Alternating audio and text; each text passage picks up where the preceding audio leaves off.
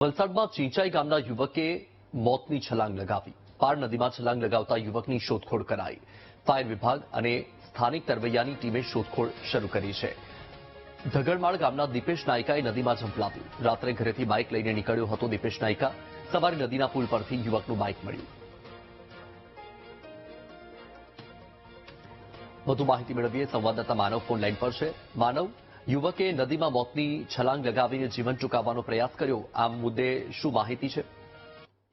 હજી વચ્ચે જણાવવાનું કે જે વલસાડની જે પારડી પાસે જે પાર નદી આવી છે એ પાર નદીમાં એક યુવાને મોતની છલાંગ લગાવી હતી અને સ્થાનિક લોકોને તાત્કાલિક આ મામલે જાણ થતા જે તરવૈયાઓની ટીમ છે તે ત્યાં પહોંચી હતી અને તેને બચાવવાનો પ્રયત્ન કર્યો હતો, પરંતુ તે મળી આવ્યો ન હતો. જો કે લાંબી જહેમત બાદ અંતે તેનો મૃતદેહ મળ્યો છે.